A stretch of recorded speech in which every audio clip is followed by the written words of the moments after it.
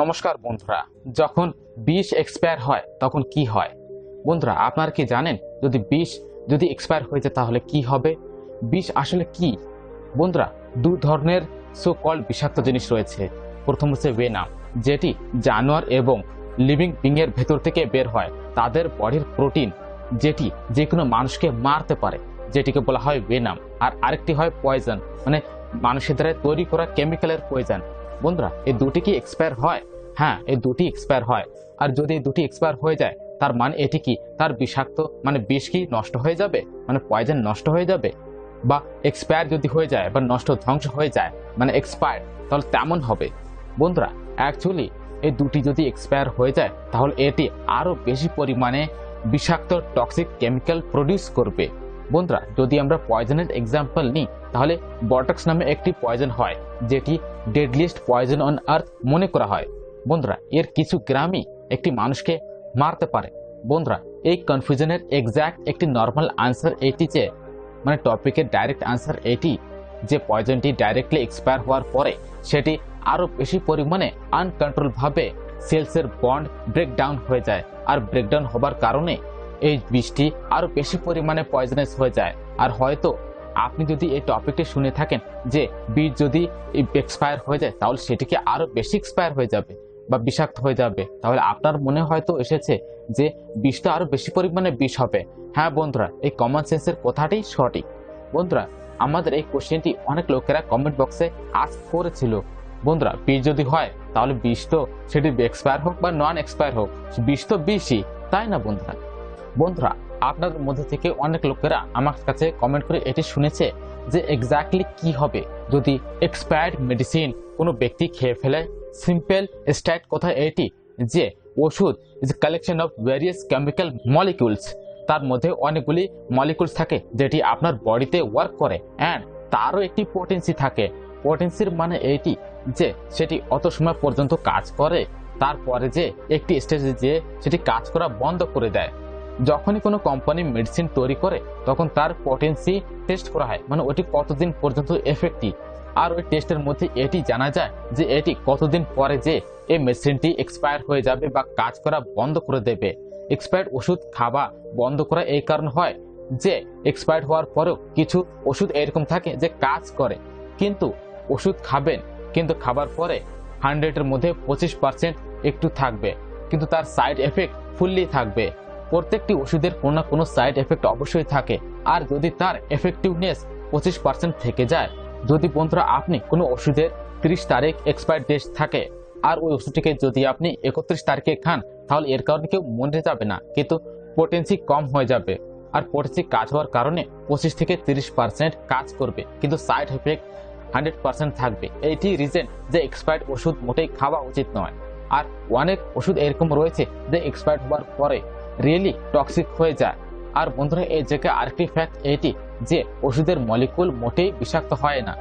আসলে ওষুধের মলিকুলস বাঁধার জন্য অনেকগুলি প্রিজারভেটিভ অ্যাড হয়ে যায়, যেটি সেটিকে ঠিক এরকম ভাবে কাজ করতে দেয় যেটি তৈরি করা কোম্পানি চিন্তা করেছে।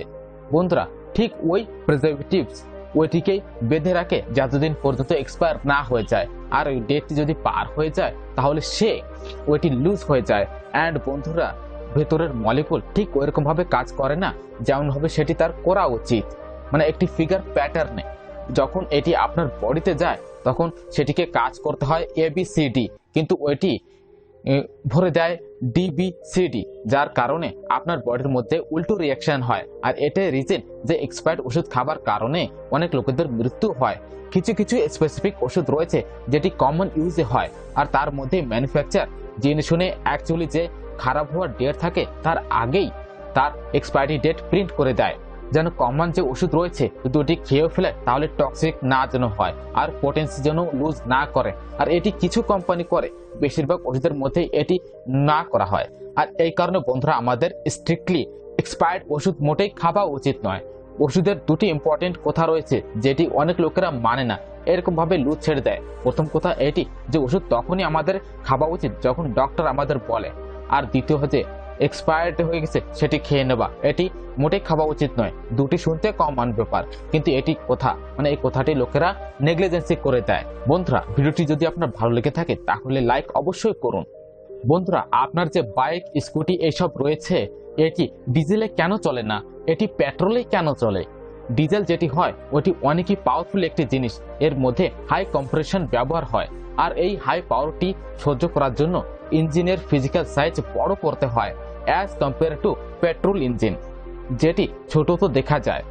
আর বাইক, স্কুটি বা যে ছোট কার থাকে তার মধ্যে যদি এই ডিজেলটি ভরে দেওয়া হয় তাহলে সেটি বড় সাইজ আননেসেসারি গাড়ির সাইজ বেড়ে যাবে।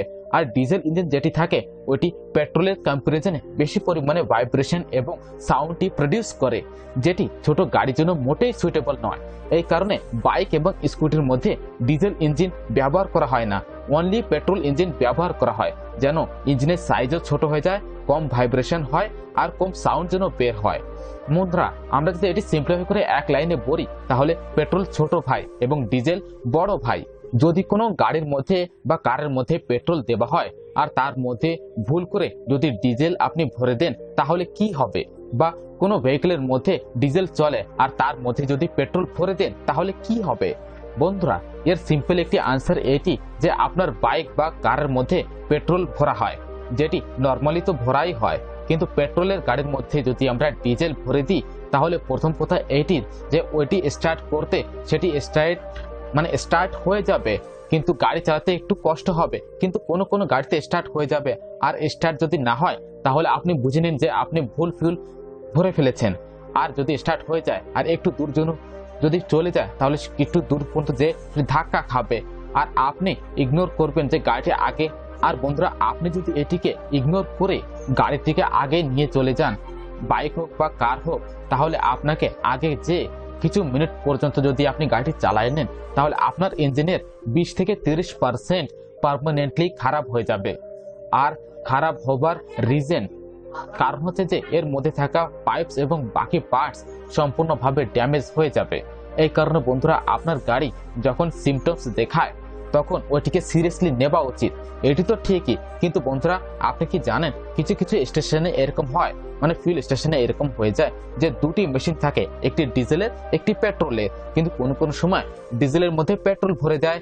এটি রেয়ারলি এবং খুব কমই হয়। সত্যি অদ্ভুত একটি ব্যাপার, তাই না? বন্ধুরা, ভিডিওটি লাইক, শেয়ার এবং কমেন্ট অবশ্যই করুন এবং চ্যানেলটি সাবস্ক্রাইব করে পাশে বেল বাটনটি অবশ্যই ক্লিক করে নিন। ধন্যবাদ।